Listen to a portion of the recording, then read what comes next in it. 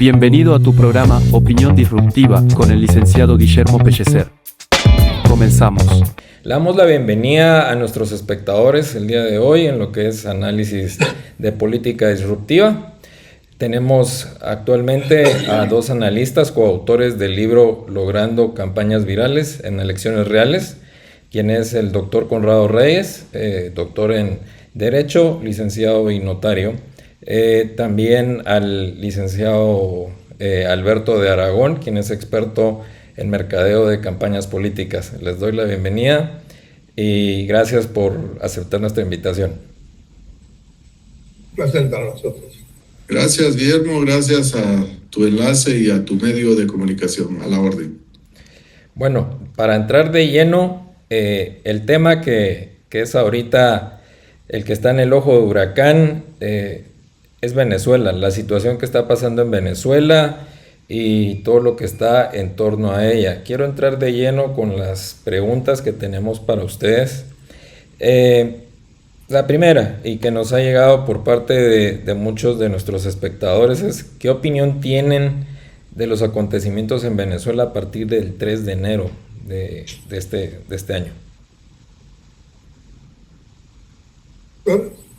Bien. Gracias Alberto. Sí, la verdad es que las expectativas cada día están más claras en el ámbito regional y en el ámbito mundial. Yo veo que en 8 días, porque ya el día sábado pasado en las 2 de la mañana era donde se hizo la extracción de Maduro, en 8 días realmente ha habido un cambio radical, un giro 180 grados de la administración dentro del gobierno provisional o transitorio de la vicepresidenta Delcy Rodríguez. Pero hay que aclarar algo que siempre yo aprovecho como abogado a aclararle a las personas.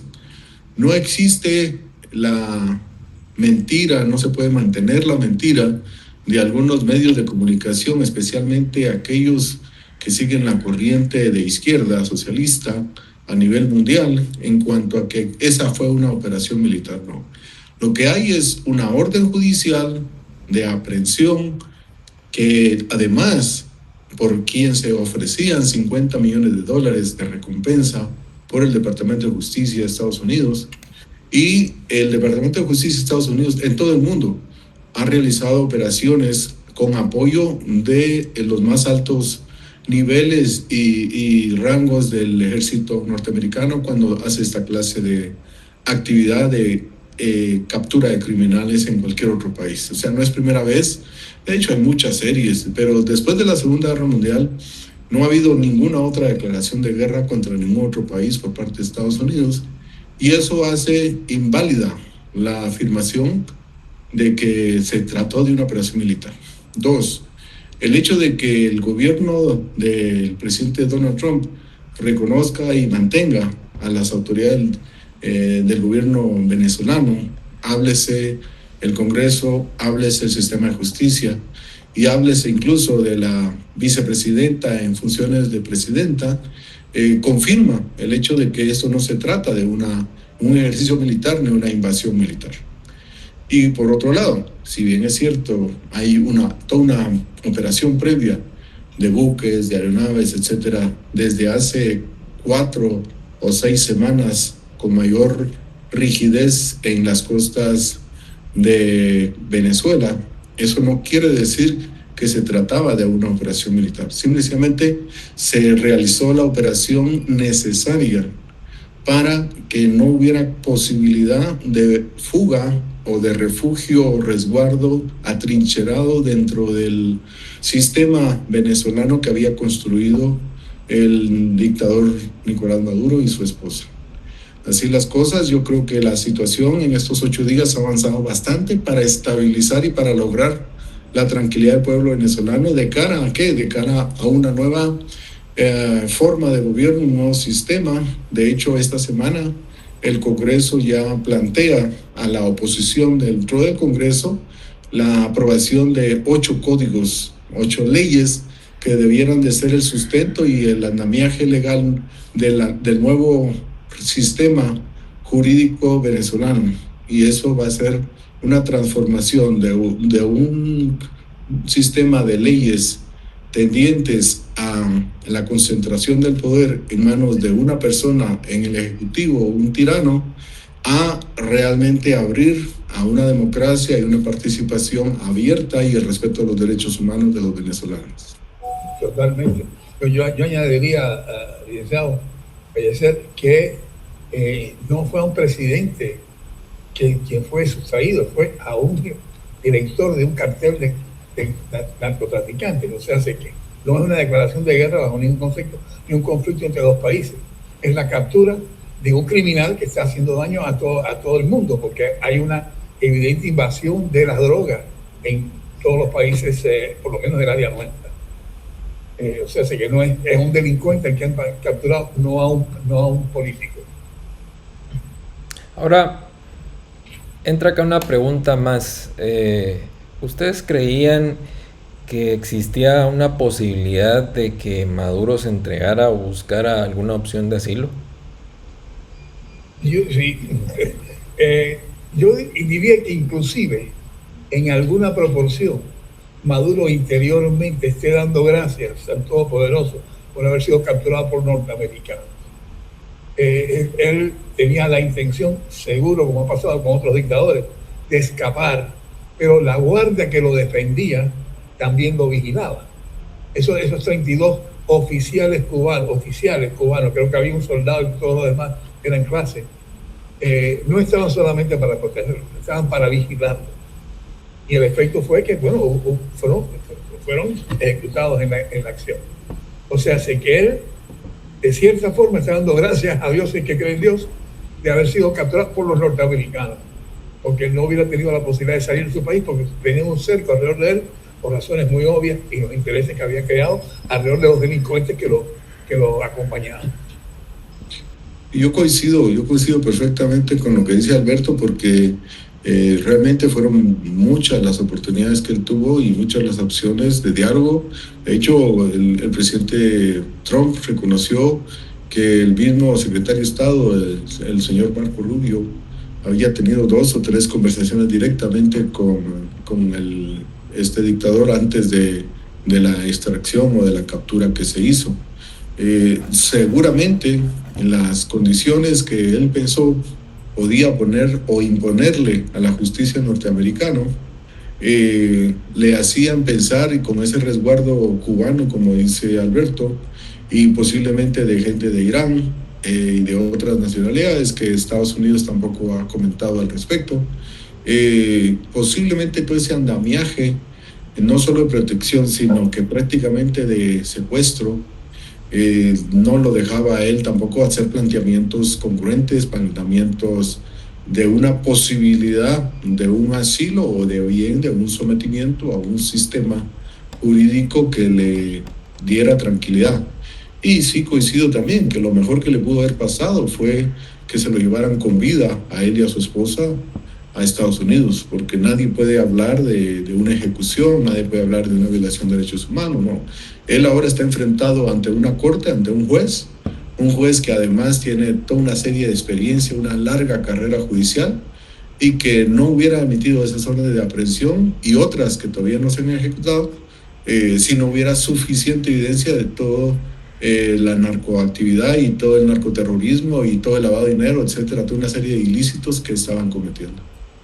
Eso se puede añadir a eso que los supuestos pescadores, según otro presidente latinoamericano, y el propio Petro, los pescadores que estaban pobrecitos haciendo su labor, estaban cargados de drogas, lo que fueron creo que son 6 buques que ya fueron capturados, o sea, 6 naves que fueron capturadas sobre eso. O sea, las naves que pescaban estaban logrando pescar cocaína en el mar, o sea, que hay una evidencia clarísima en eso también, doctor. Vamos ya con 2 preguntas muy importantes. Hablamos ya de los hechos, de cuál es el análisis desde el momento que inició. Hablamos ya de si habían posibilidades de exilio o de que él buscara alguna forma de posibilidad de que él viniera y tuviera alguna opción de poder buscar un acuerdo.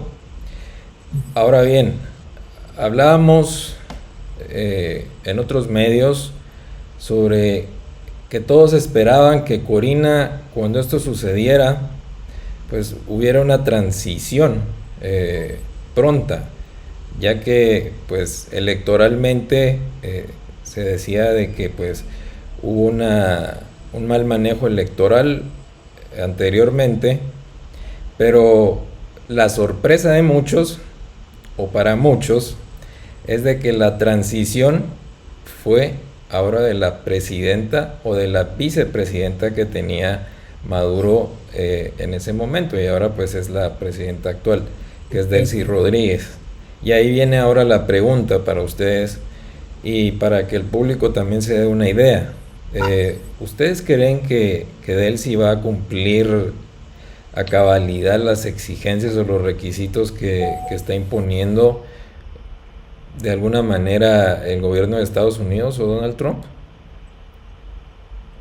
Yo, por mi parte, estoy convencido que lo va a hacer, no solamente porque ella tenga algún nivel de fidelidad hacia Trump, sino simplemente un compromiso para poder salir adelante ella y sus hermanos, etc. O sea, ahí la transacción es: ayúdanos en esa y tú puedes salir libre de todo este problema del cual ella también es responsable. Aparte de eso, creo que es inteligente. Primero, ella es una mujer muy inteligente, para empezar. Está ligada dentro del sistema, es fuerte dentro del sistema. Tercera, si no es ella, ¿quién hubiera podido, el enjambre que queda tras esto, lo puede haber resuelto? Por ejemplo, se calculan 2.000 individuos del sistema, o sea, el sistema de ellos, armados en las calles. Y en ese momento los motociclistas de negro, eso como no me acuerdo el nombre que le utilizaba este hombre, Maduro, están en las calles pidiendo celulares para ver la conexión que hay en las personas y la simpatía que pueda manifestarse sobre este problema y capturarlo. O sea, que todavía el sistema está en poder de los sandinistas, en poder de los chavistas en este momento. O sea, así que ella va a tener por conveniencia y por inteligencia hacerlo, pero va a tener que jugar su papel, exigir una prueba de vida de Maduro, etcétera, para mostrar algún tipo de lealtad al grupo todavía, para poder ejercer y lograr que ellos reciban y cumplan con sus mandatos.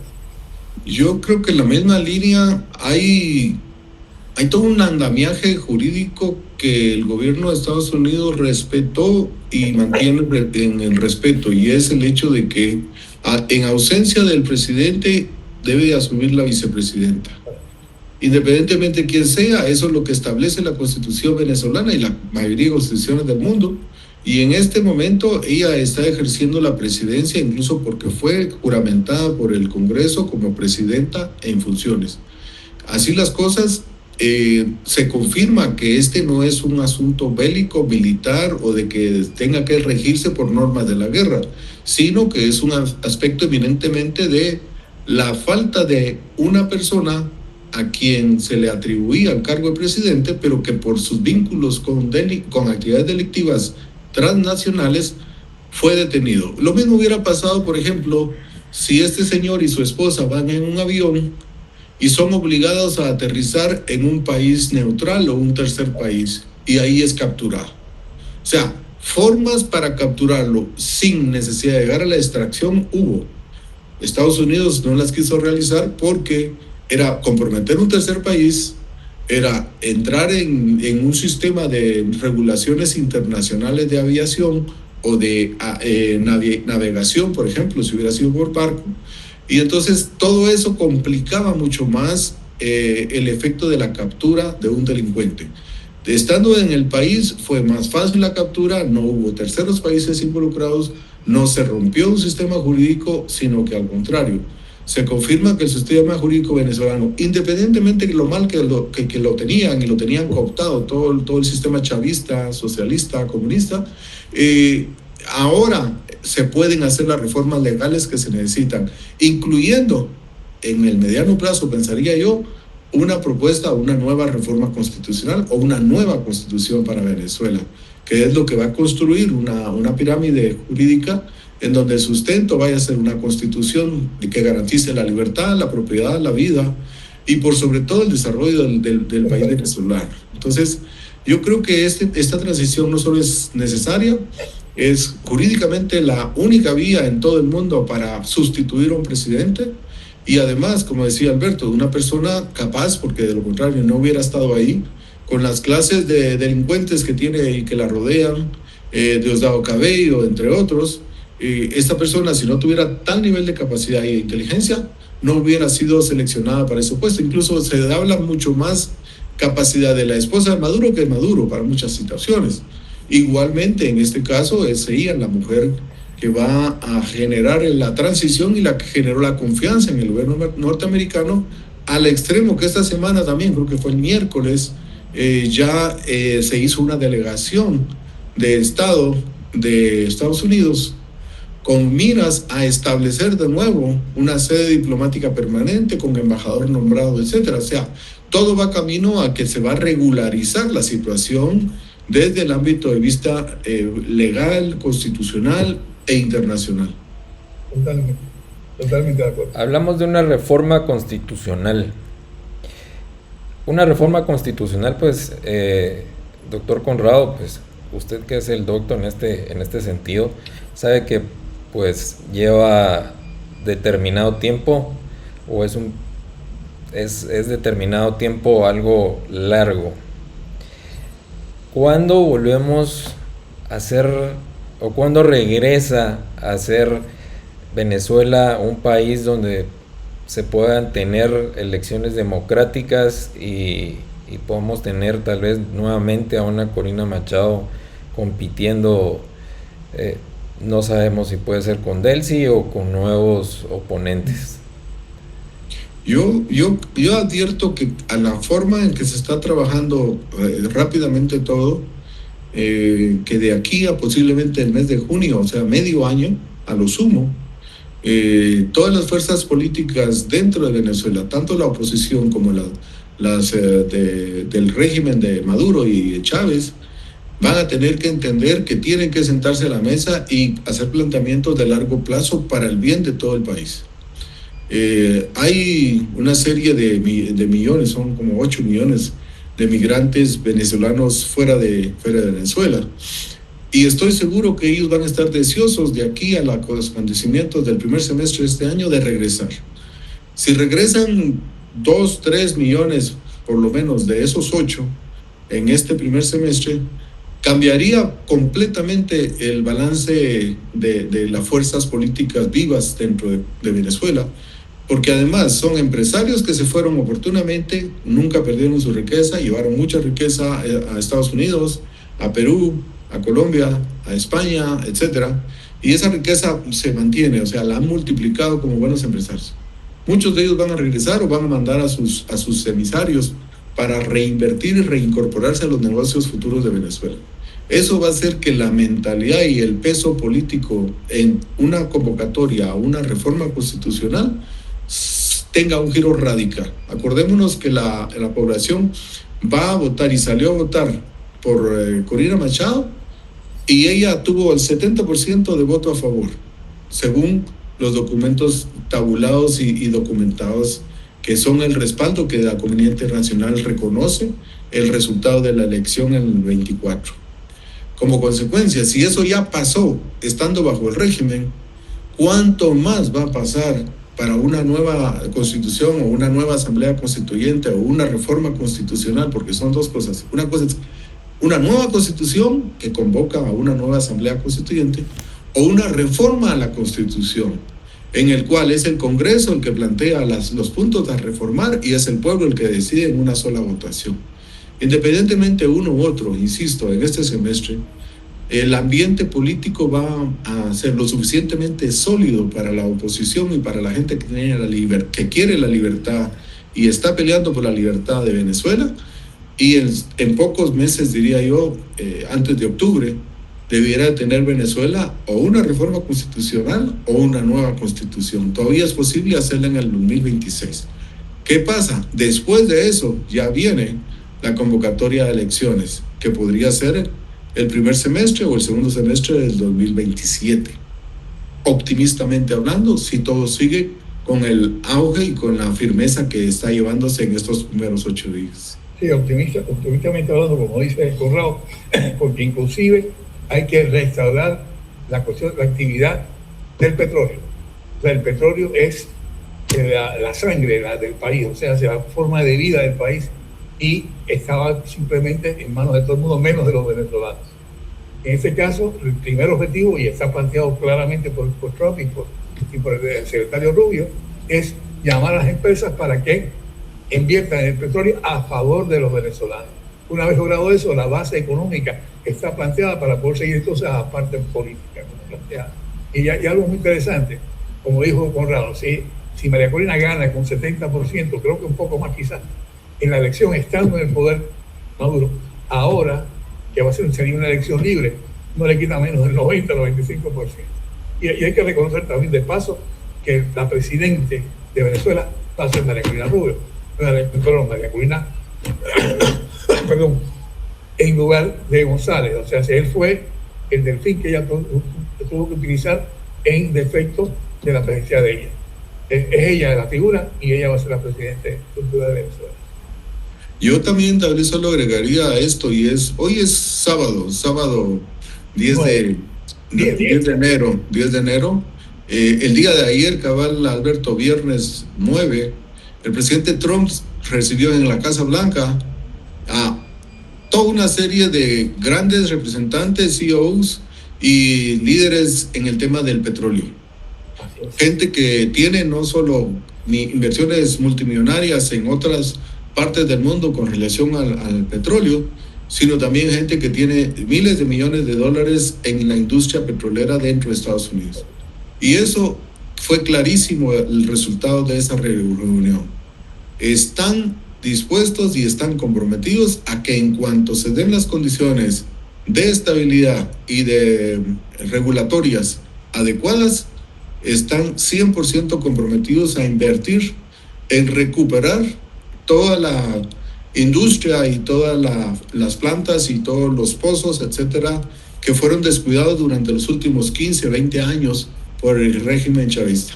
Entonces, ese es el mejor motivador para que el pueblo venezolano vea que efectivamente la libertad y la democracia vale la pena y salgan prontamente a exigir a cualquier autoridad que se den los cambios legales y constitucionales que sean necesarios. Agregando a eso, el día de ayer estaba el representante de Chevron, que es una de las empresas todavía sobrevivientes o de las petroleras sobrevivientes en Venezuela. Y hubo una pregunta que le hizo el presidente Trump, que se sentía que todavía estar allá en Venezuela, y dice, ¿estabas dispuesto a invertir aún más? Y le dice, perfecto, estamos muy bien, estamos dispuestos a darle la bienvenida a nuevas empresas, solo nos vamos a tecnificar mucho más. Hay personal que sabe sobre el manejo de las plantas petroleras, y como pues usted lo menciona, doctor Conrado, es libertad, es ofrecer oportunidad de trabajo y es también desarrollo. Hizo bien claro que los ingresos por concepto del petróleo son de los venezolanos. Sí. Porque había una gran ahora los norteamericanos se quieren apoderar no es cierto. O sea, está planteado inclusive claramente por él que ese petróleo, ese ingreso es para Venezuela y para el desarrollo de Venezuela. Por eso repito, resuelve el problema económico que sería grave, o sea, ahí mismo. Bien, entonces la solución del problema político como plantea Conrado.